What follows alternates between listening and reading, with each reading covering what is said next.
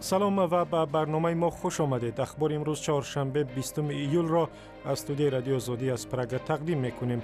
امروز در برنامه دادگاه نظامی دوشنبه عاملان مرگ بختیار قربانمدوف، یک سرباز جوان را که بعد 5 روز خدمت کشته شد، به زندان محکوم کرد. امیدها برای احیای تباشری سابق که نصف اهالیشان را ترک کردند بیشتر می شود. چین گفته است اینجا $5 میلیارد سرمایه می گذارد.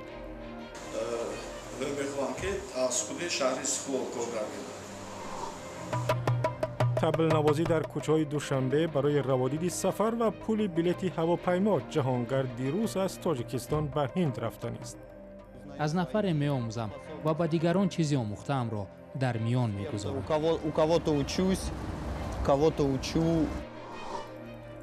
تفصیل خبرها. دادگاه نظامی دوشنبه یک سرباز و 2 افسر ارتش را با گناه به مرگ رسانیدن یک همخدمتشان به زندان محکوم کرد. در این دادگاه روز 20 ایول به رادیو آزادی گفتند سید عمران تبروف، سرباز قطاری، برای تا حد مرگ لطوکوب کردن همخدمتش بختیار قربانمدوف به 14 سال زندان محکوم شد. به یگان کمبودی قربانمدوف بختیار به خدمت حربی دعوت شده است.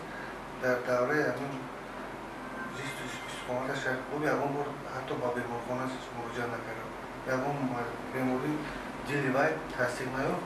هنگامی 4 روز بعد از خدمتش بنابر مثبت و غیر قانونی و میزنن اونجا حادثه دچار می‌گردد که حادثه روی پوش کردن و بعد اصلا سرپرکت‌ها یا شکار کرده آدم‌ها بحث. 2 افسر دیگری واحد نظامی نیروهای زودعمل وزارت دفاع در ناحیه رشت برای پنهان داشتن جنایت تا 2 سال به زندان محکوم شدند. بختیار جوان فقط بعد 5 روز خدمت در صف ارتش کشته شد.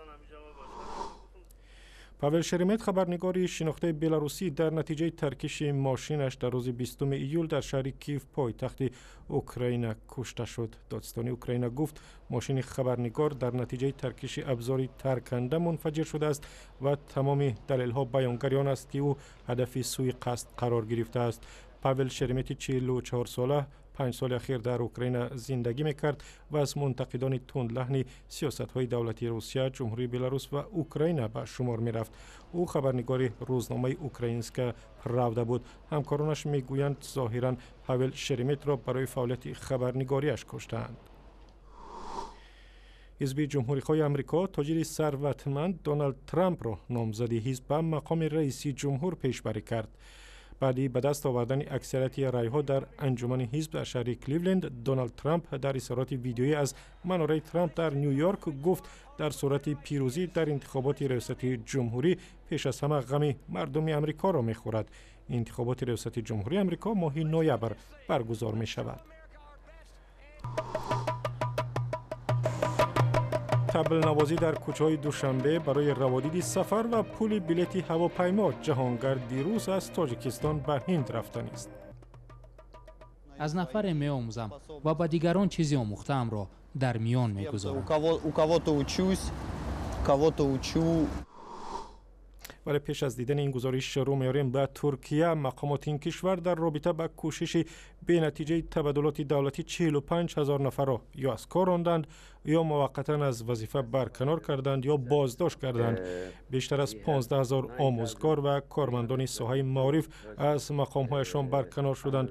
حکومت میگوید همه این افراد از متحدان فتح الله گلن، روحانی شناخته ترک هستند که حکومت ترکیه او را از دست اندرکاران اساسی تلاش تبادلات دولتی میدانند، هرچند خودش این ادعا را رد کرده است. درباره تحولات اخیر در ترکیه صحبت داشتم با عباس جوادی، شورای مسائل ترکیه و مدیر منطقوی رادیو آزادی. آقای جوادی، به برنامه ما خوش آمدید.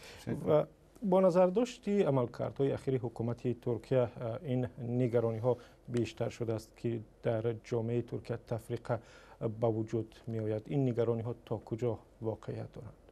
در واقع تفریقه و جدایی در جامعه ترکیه از سال 2011 شروع شد. از زمانی که لحن گفتار آقای اردوغان شدیداً خشمگین شد، هم نسبت به خارج، کشورهای خارجی، هم نسبت به نیروهای مخالف داخلی، چه سوسیال دموکرات ها، چه ناسیونالیست ها، چه کرد ها، چه دیگران باشند. آقای جوادی چگونه ممکن است که در مدت کوتاه شما هزاران نفر را پیدا کنید که در کوشش برای تبادلات دولتی دست داشتند؟ 45,000 نفر که رقم بسیار زیاد. میدونید 45,000 هم نیست، در واقع بیشتر است، چون که من اینو اتفاقا نوشته بودم تقریبا 24 ساعت بعد از شروع تبادلات که تمام تبادلات یعنی کوشش برای تبادلات 22 ساعت طول کشید. وقتی هم که تماشابینان این برنامه رو میبینن تا اون وقت شما گفتید 45 تا اون وقت 55 هم حتما شده است. یعنی وحشتناک است. این خیلی تصفیه مخالفین که همشون هم مخالف، همشون گولنچی نیستن که اگر واقعا گولن اینقدر آدم دارد طرفدار دارد، یعنی در واقع باید حکومت رو دست اون داد در واقع اگر دارد، واقعیت است. ولی بسیار عجیب است. ولی میدانیم که از 11 به بعد به خصوص طرفدارای هر کسی که طرفدار آقای اردوغان نبود تصفیه میشد. ولی حالا خیلی شدیدتر هست. زمان حتی انقلاب اسلامی در ایران، این خیلی تصفیه شدید در ایران نشده بود که حالا می شود. آیا این حادثه بر روحیه و قدرت ارتش ترکیه که در چند جبهه بگیم که از یک طرف با کردها، از طرف دیگر با گروه دولت اسلامی در نبرد است تأثیری گذاشته میتونه؟ الکی تأثیرشو به نظر من کرده.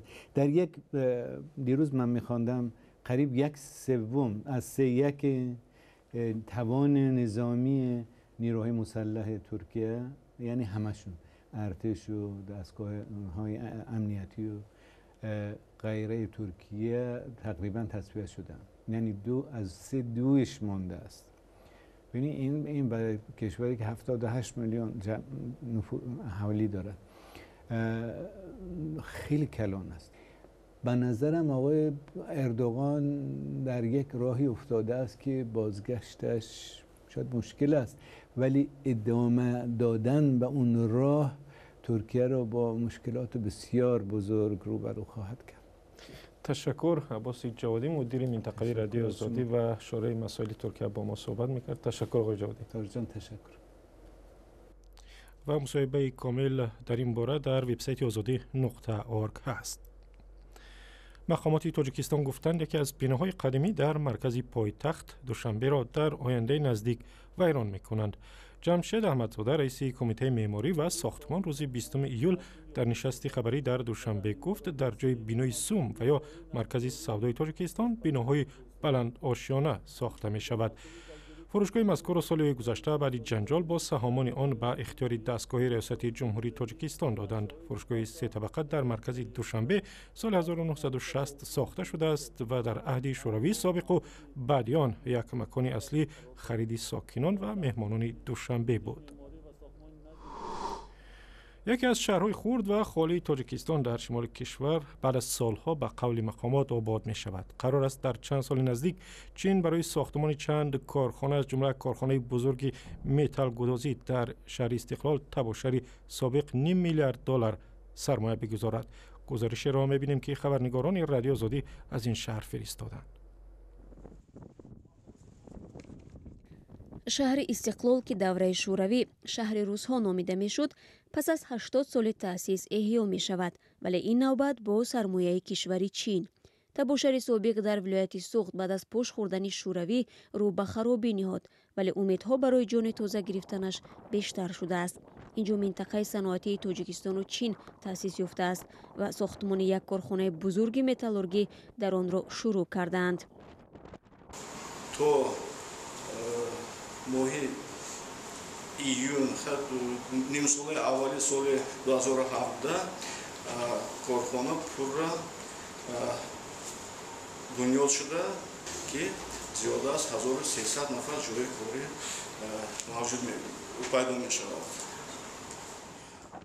در این کارخانه سالانه 100,000 تن سرب و روح استحصال می شود و قرار است در کنار آن کارخانه های استحصال اکامولاتور، آهک و قسم های احتیاطی به کار اندازند.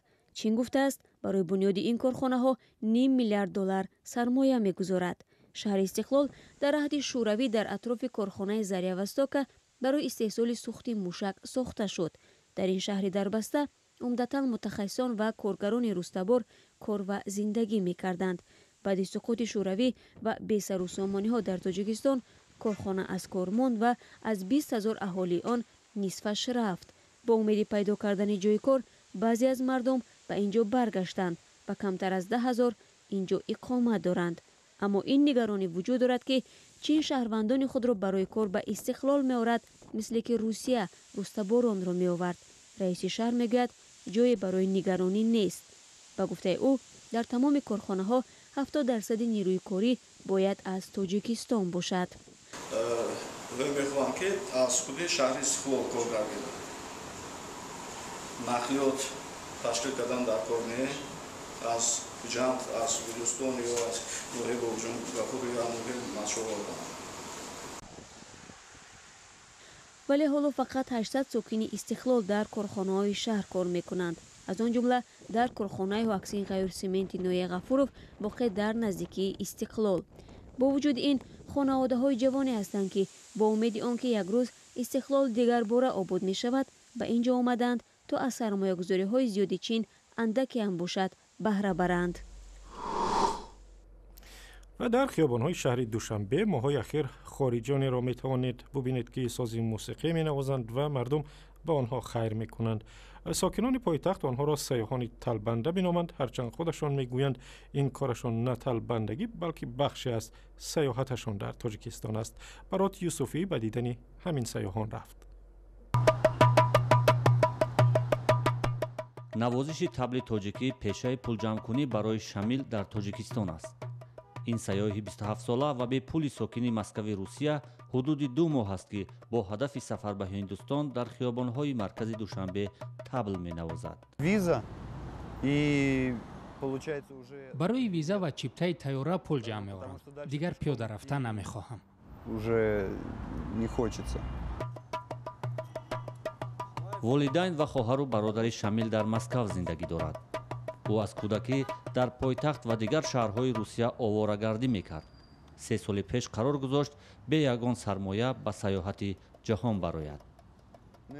Монголия, дар муғулистон, қазоқистон, қирғизистон, тоҷикистон, абхазия, гурҷистон ва туркия будам. Турция. шамил дар кишварҳои сафаркардааш бо хайру саховати мардум зиндагӣ кардааст. то он ки дар тоҷикистон барои пули раводид ва сафар ба Ҳиндустон ҳудуди 4000 сомонӣ зарурат пайдо кард. Путешествие это как одна из частей как бы жизни. То есть вот пока я могу ходить, я путешествую. ҷаҳонгардӣ як ҷузъи зиндагӣ аст. яъне ҳоло ки ман роҳ рафта метавонам, ҷаҳонгардӣ мекунам. агар дар пирӣ имкон нашавад сафар намекунам. дар тӯли ҷаҳонгардиам ҳаётро дарк мекунам. қобилияти худро мефаҳмам. аз нафаре меомӯзам ва ба дигарон чизе омӯхтаамро дар миён мегузорам. У кого-то учусь, кого-то учу, как бы не сказал бы, что учу, даже скорее делюсь тем, что приобрел. солҳои ахир дар тоҷикистон ба мисли шамил сайёҳони хориҷие пайдо шуданд ки барои ҷаҳонгардӣ дар хиёбонҳои душанбе ҳунарнамоӣ мекунанд ва пул ҷамъ меоранд. мардуми тоҷик ҳам ба онҳо хайрхоҳанд. و وزارت کشاورزی میگوید صادرات محصولات کشاورزی امسال از تاجیکستان کمتر شد. روز 20 ایول در یک نشست خبری در دوشنبه عزت‌الله ستاری وزیر کشاورزی گفت در نیم سال گذشته تاجران و کشاورزان 121,000 تن میوه و سبزیجات و میوه خشک به خارج فروختند که در مقایسه با 6 ماه سال گذشته 12,000 تن کمتر است. کشاورزی یکی از ساحه‌های اساسی اقتصادی تاجیکستان است ولی کارکردی میوه و سبزیجات در داخل کم براه مانده شده است. از این رو کشاورزان تاجیک عمدتاً به کشورهای سابق شوروی میوه تازه و یا خشک می‌فروشند. و اخبار از این هم بیشتر در وبسایت آزادی، در صفحه‌های ما در فیسبوک، توییتر و یوتیوب و هم زمینه رادیو آزادی برای تلفن‌های همراه.